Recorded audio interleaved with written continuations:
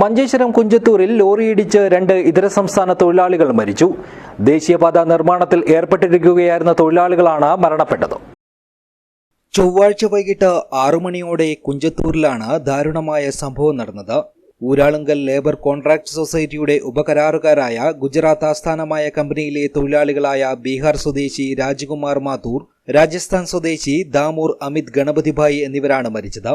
അപകടത്തിൽ ഒരാൾക്ക് ഗുരുതരമായി പരിക്കേറ്റിരുന്നു. മണ്ണാർക്കാട് നിന്നും മംഗളൂരുവിലേക്ക് പോവുകയായിരുന്ന ഒരു ലോറിയാണ് അപകടത്തിൽപ്പെട്ടതെന്ന് മഞ്ചേശ്വരം പോലീസ് അറിയിച്ചു. ദേശീയപാതയിൽ വാഹനം നിർത്തിയിട്ട് ക്യാമറ സ്ഥാപിക്കുന്ന ജോലിയിൽ ഏർപ്പെട്ടിരിക്കുകയായിരുന്നു തൊഴിലാളികൾ. മഴ കാരണം ഇവർ ജോലി ചെയ്യുന്നത് കണ്ടില്ലെന്നാണ് ലോറി ഡ്രൈവർ പോലീസിന് മൊഴി നൽകിയത്. ഈ അപകടത്തിൽ 2 പേരും സംഭവസ്ഥലത്ത് തന്നെ മരണപ്പെട്ടിരുന്നു. അപകടത്തിൽ ഗുരുതരമായി പരിക്കേറ്റ തൊഴിലാളിയെ ഉടൻ തന്നെ മംഗളൂരുവിലെ ആശുപത്രിയിലേക്ക് മാറ്റിയിട്ടുണ്ട്. ഇദ്ദേഹത്തിന്റെ ആരോഗ്യനില അതീവ ഗുരുതരമായി തുടരുകയാണ്. മരിച്ചവരുടെ മൃതദേഹങ്ങൾ ഇൻക്വസ്റ്റ് നടപടികൾ പൂർത്തിയാക്കി കാസർഗോഡ് ജനറൽ ആശുപത്രിയിലെ മോർച്ചറിയിലേക്ക് മാറ്റിയിട്ടുണ്ട്. സംഭവത്തിൽ മഞ്ചേശ്വരം പോലീസ് വിശദമായി അന്വേഷണം ആരംഭിച്ചു. ലോറി ഡ്രൈവറെ കസ്റ്റഡിയിലെടുത്ത് ചോദ്യം ചെയ്യും. News bureau, Uppala.